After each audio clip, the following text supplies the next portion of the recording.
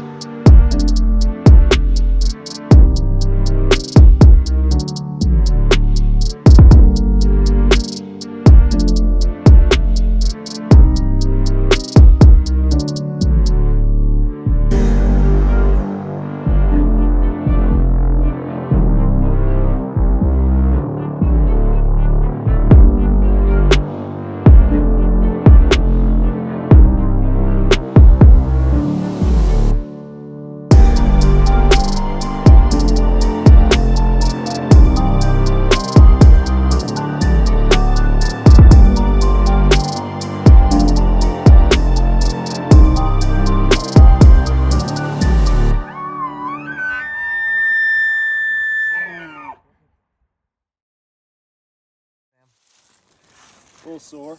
That's all right. We got since I was on a horse. We got about 3 times as far to go tomorrow. I know, it'll be great. Minus the driving. Not a bad spot for camp. How far back are we, Galen? We're about 25 miles on horseback. 6-hour drive by pickup. The nearest real town, we're about 4 hours by pickup from there. And why here?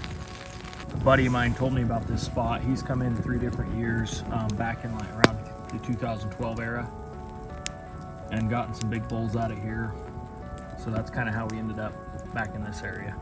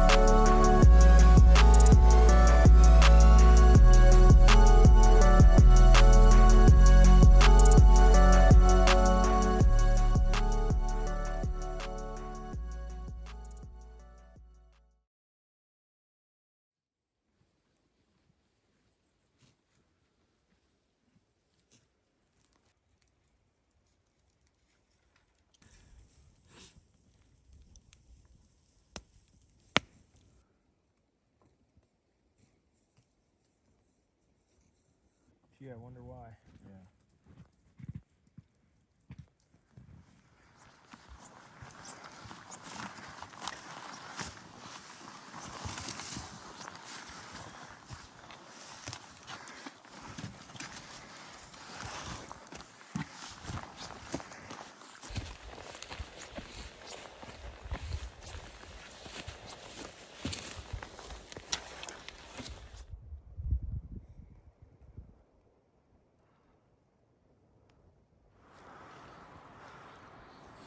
Get my photo hair back on. Oh yeah, there you go. Gotta look good. We flew over the exact area that my buddy pinpointed where the elk were. Turns out there was a whole herd there. There was 2 big bulls and about 12 cows, I think, 12 or 13 cows. And so we're like, wow, game on. We're dialed. Came in here and went up there the first day, and turns out there's no elk up there. And at least ways they weren't talking and stuff. We are a little later on the rut, but last year when we were in another area, it was October 10th instead of October 1st, and they were rutting hard still. So yeah, it's been a little bit interesting learning new country. You know, you go where you expect the elk to be and expect them to be talking, and they're not. And it's been we've definitely worked for it. Yeah.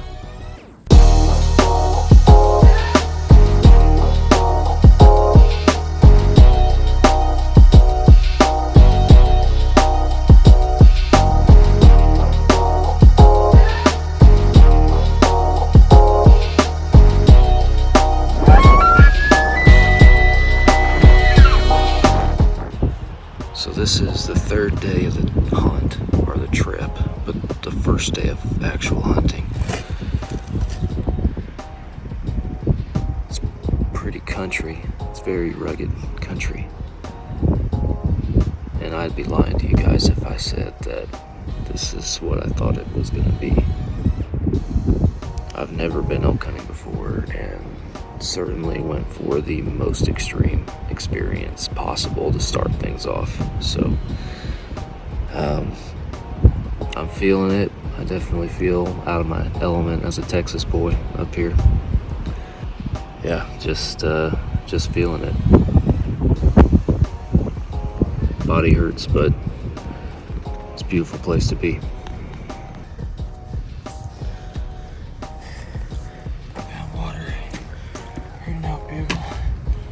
The guys are looking down in where we saw those elk when we were flying. You're gonna go down there? Probably. There's a meadow down there. I heard one talking. That's kind of why I acted up here. Filled your bottom.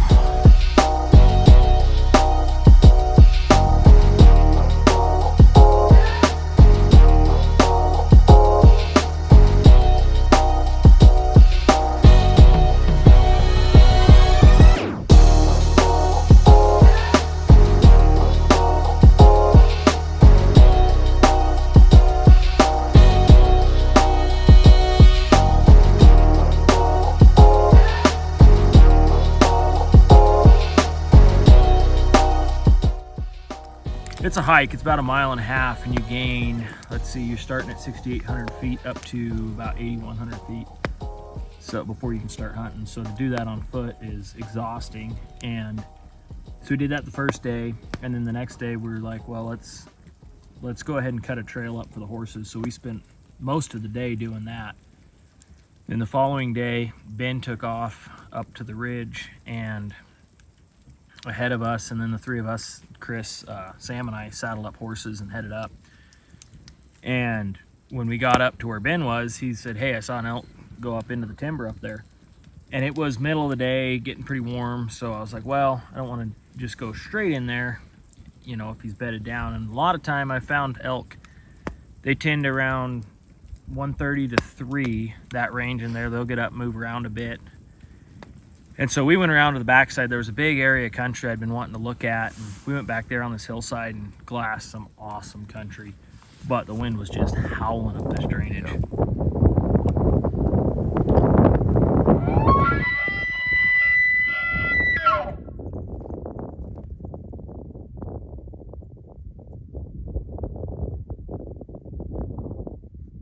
So we kind of got sick of it sitting on an open hillside with nothing but wind whipping through our ears. So we decided to circle up around the ridge and come down on where we'd seen that elk go in.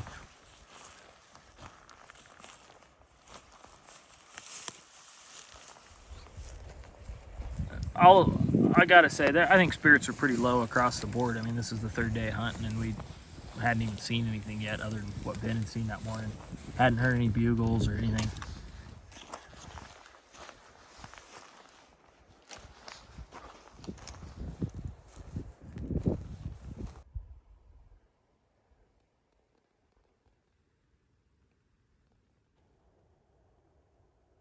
We got up to the top, dropped down just a little bit to where that elk had gone in, let out a bugle, and Sam immediately heard a response. I didn't hear it. I was glad he picked it up. So I kept talking way off in the distance. Way off. I did some cow calling, and I think I bugled a couple more times. Yeah. And he responded a second time then, and he was considerably closer. Way closer, and it was game on. Then we're like, wow, this is getting real.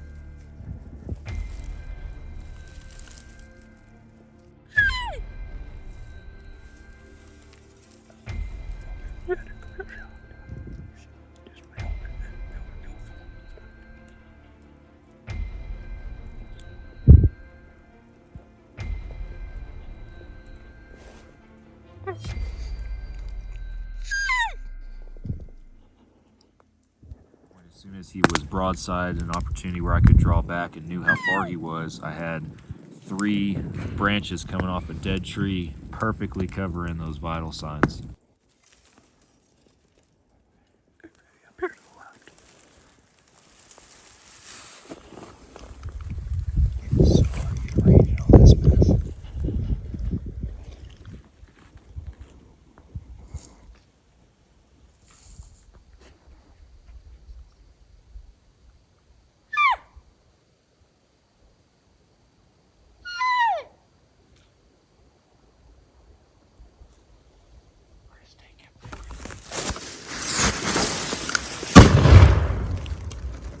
Get him? Yep. You all right with that? Yeah. I didn't have my ear plugged in. I'm like, please take him. I do not want to shoot this gun again. Where is he? He's piled up right down there between some trees. No way, between trees, huh? Yeah, you'd never guess. His antlers are weird. Congrats, dude. Dude, I haven't had... That's elk cutting, brother. Can change in a moment. I sure did. Yes. Oh, this is why we do it. Oh. We got some sick footage on that one. Yeah. That's pretty cool. Way to go, Chris. That was sick. My phone went when you said take him. I threw my phone. There it is.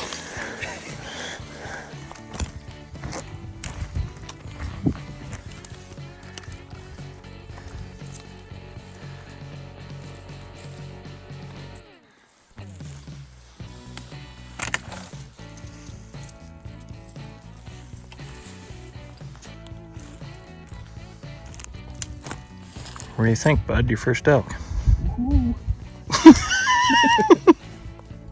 tough animals. Gotta let the games begin. Well, this is an awesome place to cut them up. You just gotta move these logs. You got a nice little table. Yeehaw! Race all around the mountainside.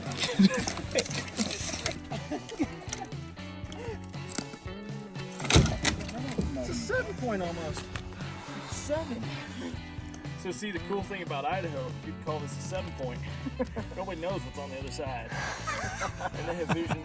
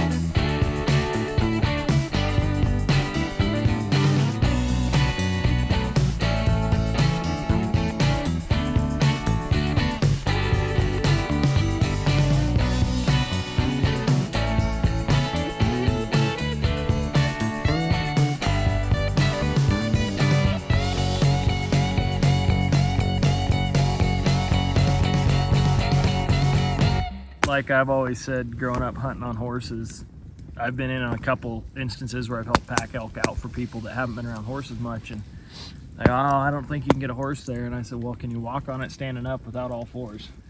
They, yeah. I said, well, I'll get a horse there. And you got John Wayne Jr. over here. Get him through all sorts of crap to get up to the animal. yeah, That's insane.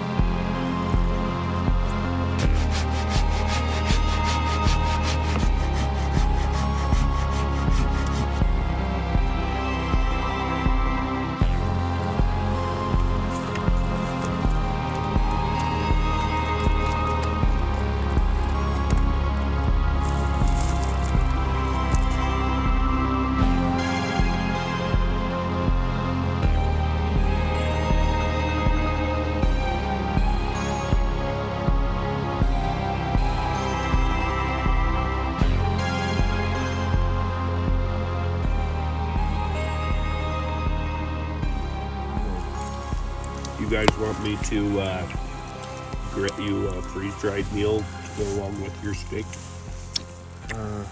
only if it's chicken Alfredo pasta. No, I'm kidding. I want the curry one if I remember. Oh, that coconut curry.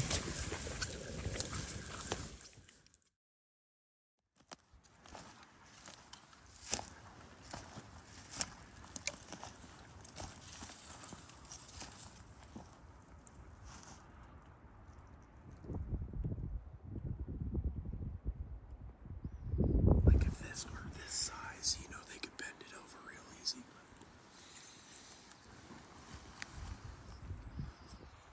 Pretty tall. Yeah.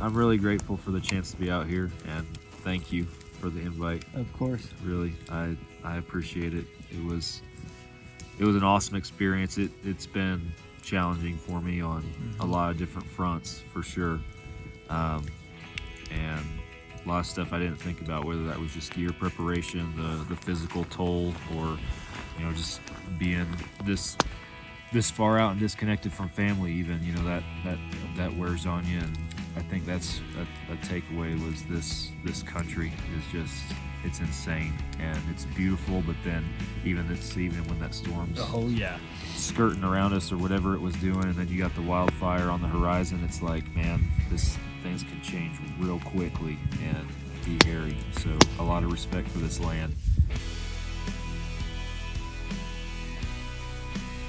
Honestly, probably my favorite moment was when I let that bugle out and you swung your head around with the biggest grin I've ever seen. Said, I just heard one. When he said that, I was like, okay, we're gonna play this. And when we heard that second bugle and he was substantially closer, that just, man, my heart rate went through the roof. Sam's, the last 11 years? You've only bow only. Yep. Which I got to take my hat off to him, because to come into this country and stay dedicated to that, it was pretty awesome. Just being able to step back and step away from so many things that are made by man and see more things that are made by God, and it kind of puts it all in perspective. The more hunting I do, the more I just enjoy the experience and the moment rather than the success or the failure of it. I think every time I do this, it's like it really puts perspective on just knowing who's in control of everything. So knowing that God's in control and your life is in his hands and you can trust him with anything. And I think for me, it really just grows my faith a little bit.